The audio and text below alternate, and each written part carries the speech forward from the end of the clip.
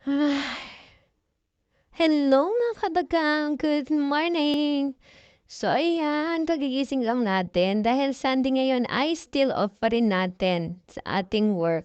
So ayan nga, parang nakakatamad bumangon pero kailangan. So ayan, magkagising syempre, ang una nating gagawin ay ligpit ng ating hinigaan. Diyos ko, ang aking hinigaan parang akala mo tatlong taong nakakahiga kasi napakagulo, 'di ba? Ganyan talaga ako matulog mga kabagang. Paggising mo, yung mga una ko nasa lapag na lahat.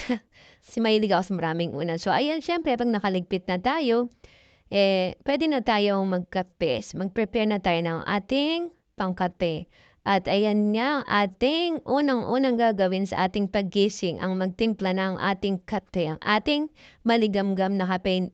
'Di po talaga ako nagkakape ng mainit dahil ayoko yung ako'y napapaso at siyempre lalagyanin ng fresh milk. So ayan, yun ang ating unang gagawin sa ating paggising. So ayan, timpla-timpla muna tayo at mamaya lalagyan na natin 'yan ng mainit na tubig para hindi siya mainit na mainit, yung tamang manigamgam lang 'pag yung hinigop mo, dire-diretso. Ayoko kasi yung pinapatagal yung kape, gusto ko naubos ko siya agad. So ayan, pagkatapos ko nga magkape, naligo na tayo. Pasensya na sa mukha, walang mga ano yan, walang kalirete. Siyempre pahinga natin yung mukha natin kasi wala tayong trabaho. So hindi man tayo mag-makeup.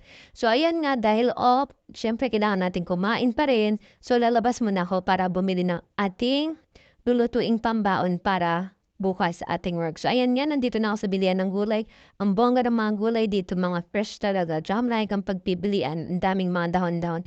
So ayan, medyo nakabili na tayo, nakakita ko ng ampalaya kaya mamaya magmumunggo tayo. At ayun nga, pag-uwi ko siyempre kailangan natin magluto ng ating almusal. Siyempre ating paboritong tuyo at sinamahan ko na rin yan ng itlog.